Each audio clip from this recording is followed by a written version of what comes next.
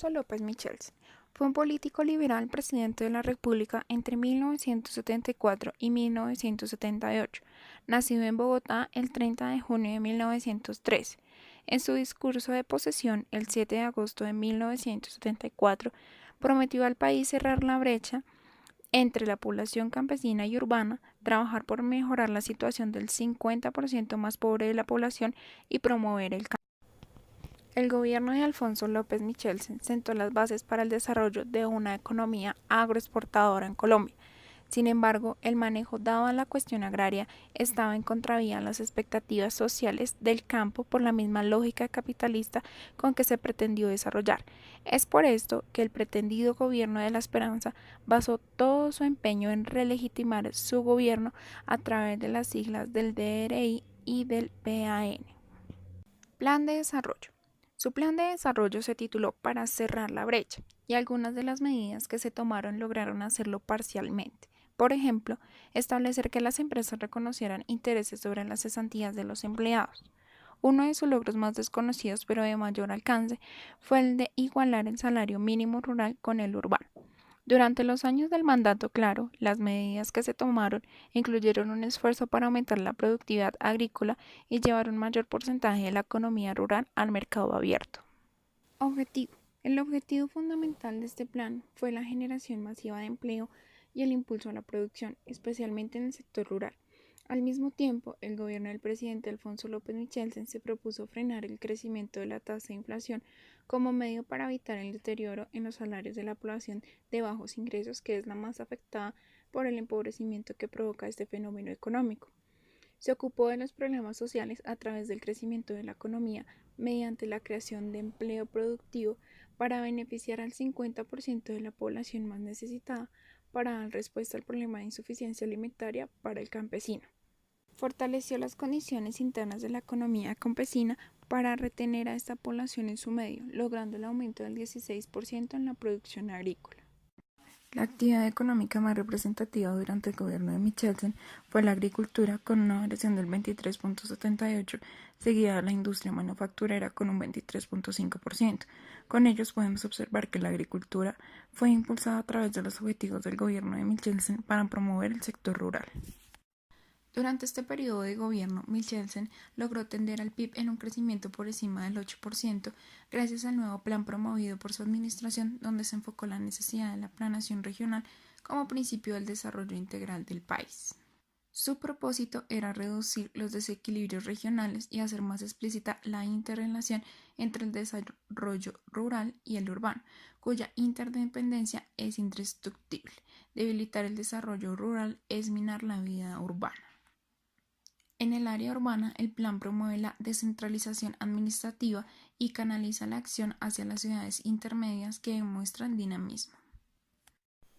La industria logró obtener uno de los mayores porcentajes de esa época, con un 23.5%, donde se desmontó la política de industrialización y adoptó políticas contrarias a la inversión.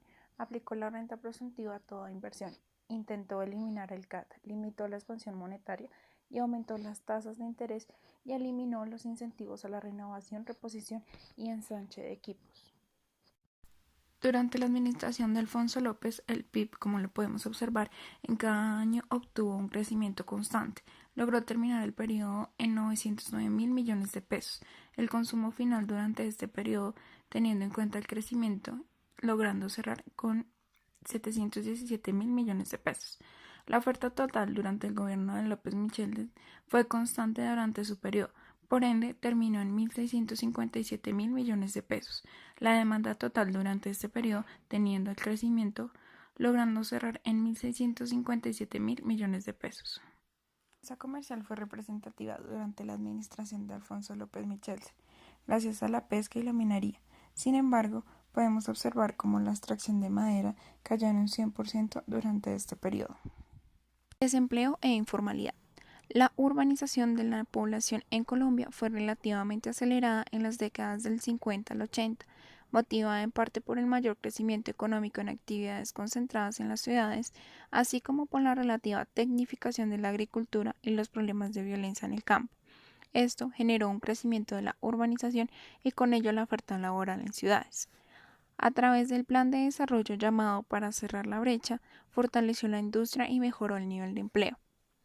La tasa de empleo se redujo durante el mandato de López, del 11.63% en 1974 al 8.1% en 1978, siendo la cifra más baja de 17 años.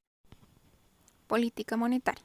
El gobierno dio prioridad a la estabilización del déficit fiscal con el objetivo de controlar los medios de pago y de esta forma frenar la inflación que había crecido desde el 6.8% en 1970 al 26% en 1974.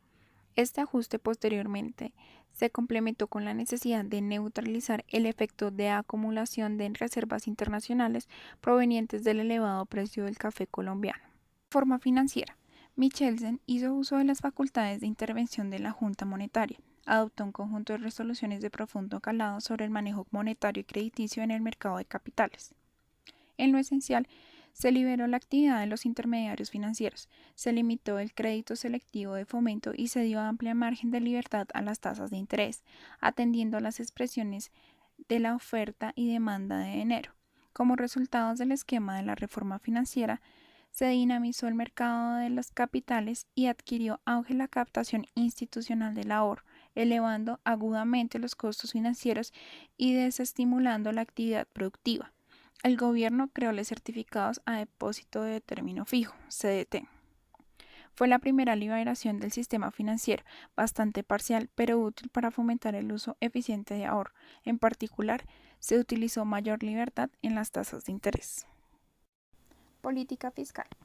El resultado del periodo tuvo como principal característica una política fiscal conservadora, manteniendo a raya el gasto público y una política monetaria estricta, lo que condujo a un menor crecimiento económico y del sector industrial. La neutralización de los efectos generados por la bonanza auspició medidas como el freno del ritmo de devaluación de la tasa de cambio, lo cual claramente iba en contravía al propósito inicial del fomento de las exportaciones. Tres aspectos importantes. Son tres propósitos fundamentales de la política fiscal. 1. Redistribuir las cargas tributarias buscando que las más gravosas recaigan sobre los contribuyentes más adinerados. 2. Combatir la evasión para que todos los ciudadanos contribuyan efectivamente de acuerdo con sus posibilidades. Y 3. Utilizar efectivamente los recursos fiscales para llevar servicios sociales básicos a los estratos menos favorecidos de nuestra población. Principales medidas. Reforma impuesto de la renta y complementarios. Reforma al impuesto de las ventas. Disminución impuesto de sucesiones familiares pobres. Eliminación de subsidio al trigo. Gravámenes a las empresas del Estado y creación de pagarés semestrales de emergencia. Reforma tributaria. Primordialmente se ajusta la progresividad del impuesto a la renta y complementarios, gravando a los estratos de patrimonio medio y alto. Se fijó una renta presuntiva sobre el valor del patrimonio gravable, se estableció el impuesto de las ganancias ocasionales, modificaron los procedimientos de declaración, tramitación, liquidación y recaudo con el fin de evitar las vías de evasión. Deuda externa. Evitó endeudar al país, sabía que las bonanzas del crédito no eran duraderas. Adicionalmente, era claro que el endeudamiento externo del gobierno dificultaría el manejo monetario y cambiario a través del aumento en las reservas internacionales, y el presidente López le daba gran importancia al objetivo de la moneda sana. Tasa de cambio. A partir de 1967, con el decreto 444, se estableció un régimen cambiario conocido con el nombre de crawling peg, o mini devaluaciones. Este régimen intentó dar fin a las dramáticas devaluaciones y desequilibrios cambiarios que se presentaban con el sistema anterior, el régimen de tasa de cambio fija. Estas mini devaluaciones en la práctica funcionaban igual que el sistema de tasa de cambio fija, pero la diferencia es que bajo este sistema la tasa de cambio se fija a periodos mucho más cortos que bajo el régimen de esta tasa de cambio fija. Es decir, en vez de tener cambios en la tasa de cambio por periodos mayores a un año, pasamos a tener un sistema de evaluaciones gota a gota, en donde cada mes se experimentaban pequeñas variaciones de la tasa de cambio fija. Mini devaluaciones. Desapareció el miedo a la inflación causada por la devaluación. La idea de que la estabilidad en la tasa de cambio nominal per se era lo correcto fue desmitificada. Se reconoció implícitamente al menos que no se tenía suficiente disciplina monetaria o fiscal para garantizar una paridad estable. Se admitió que la única forma de evaluación desde un punto de vista político, tanto a nivel doméstico como externo, era haciéndolo constante y gradualmente. El café en las exportaciones. Se estima que entre 1970 y 1987 el producto cafetero generado en las actividades agrícola y de trilla equivalió en promedio al 7% del PIB total, siendo cultivado y cosechado el grano en 300.000 fincas, 73.8% de las cuales tenían extensiones menores de 2 hectáreas, que ocupaban en los años 70 el 10% de la fuerza laboral total del país. Años 1975 a 1983. Los años 1975 a 1983 presentan un crecimiento real per cápita del 6.14 en 1978, el crecimiento más alto presentado en todos los años de estudio, impulsado por la bonanza cafetera. Posteriormente se da una caída significativa durante los años 80, alcanzando un crecimiento per cápita negativo del 1.38 en 1982. El principal impulso del significativo crecimiento que se presentó en 1978 fue el aumento del precio internacional del café a causa de las heladas que se presentaron en Brasil en 1975 y por ende la disminución en la oferta internacional del café. A esto se le agrega el crecimiento de la demanda de productos colombianos por parte de Venezuela, quienes contaban con altos ingresos gracias al alza del precio del petróleo, y al aumento de las exportaciones de productos ilegales como cocaína y heroína. Este incremento en las exportaciones, tanto tradicionales como no tradicionales, y a la venta de productos ilegales permitieron que Colombia aumentara aproximadamente 10 veces su reserva. Pasaron de 408 millones de dólares en 1975 a 5.313 millones de dólares en 1982 y lograron una cuenta corriente nuevamente superavitaria en 1.69 del PIB en 1977.